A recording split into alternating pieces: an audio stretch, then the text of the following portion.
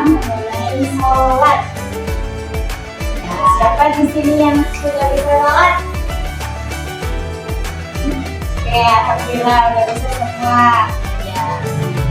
Nah, teman-teman tahu nggak sholat itu apa? Ibadah. Ibadah, ya benar. Nah, teman-teman, sholat adalah ibadah yang Allah wajibkan untuk kita sebagai umat muslim. Arti dari diwajibkan apa? Dikerjakan mendapat pahala, dikerjakan mendapat dosa. Ya betul. Jadi sholat bukan hanya sekadar gerakan berdiri, ruku dan sujud, tapi sholat adalah doa dan komunikasi kita langsung dengan Allah. Dalam Al-Quran, Allah berfirman di Quran surat Al-Ankabut pada ayat 45, intinya sholat karena sesungguhnya sholat itu mencegah dari perbuatan keji dan mungkar.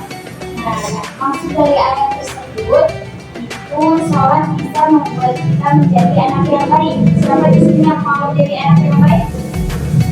Ya, jadi harus sholat. Sholat juga membuat kita tidak suka bohong, tidak suka membentak orang tua, terus juga jadi rajin belajar. Terus juga ada dalil selanjutnya, Nabi Muhammad SAW bersabda, sholat adalah tiang agama. Barang siapa mendirikannya, maka ia telah mengerjakan agama. Jadi sholat itu penting sekali. Ibarat rumah nih, kalau nggak ada tiangnya bisa apa? Roboh. Betul, begitu juga dengan hidup kita. Kalau tidak ada sholat, kita jadi mudah hatinya mudah kosong, terus bukan bisa. Nah teman-teman, sholat itu ada berapa waktu? 5. Yang pertama, subuh. Nah, dikerjakannya saat masih pagi dan matahari belum terbit. Yang kedua, Zuhur. ya, dikerjakannya ketika apa? Siang. Ya, matahari sudah naik ke matahari. Terus yang ketiga, sholat apa? Isya. Sholat dikerjakannya pada Sore hari. iya sore hari menjelang malam. Yang keempat, Maghrib. sholat maghrib setelah matahari terbit. Yang kelima, yang terakhir, sholat apa? Isya. Saat malam sudah tiba. Nah teman-teman, sholat itu tidak boleh ditinggalkan. Siapa yang sudah menjalani sholat? Gak boleh ya. Jadi walaupun kita sedang bermain, menonton TV, atau bahkan sedang berlibur, liburan, kalau azan sudah dikumandang, itu tanda Allah memanggil kita untuk sholat. Nah, teman-teman, ada beberapa manfaat sholat, di antaranya sholat membuat hati kita tenang. Ngerasain nggak kalau habis sholat jadi hatinya tenang? Terus juga sholat membuat kita dekat dengan Allah. Selanjutnya sholat membuat kita jadi anak yang berpikir dan bertanggung jawab. Terus manfaat lainnya yaitu sholat membuat dosa-dosa kita diampuni oleh Allah.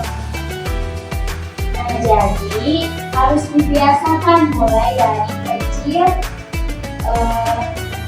karena kalau sudah besar nanti akan lebih mudah karena sudah terbiasa dari kecilnya dibiasakan sholat. Nah, sholat juga bisa membuat kita masuk surga. Siapa yang mau masuk surga? Ya, jadi harus sholat ya. Jangan males-males lagi. Jangan harus disuruh dulu baru mau sholat. Siapa nih? Ya. Itu jangan sholat tuh. Nah, di sini juga ada Muhammad bersabda lagi nih di hadis riwayat Tirmidzi. Katanya perjanjian antara kami dan mereka adalah sholat.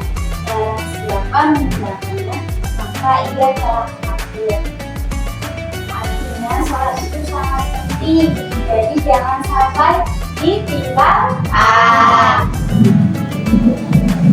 Teman-teman, ayo kita niatkan dari sekarang sholat tepat waktu.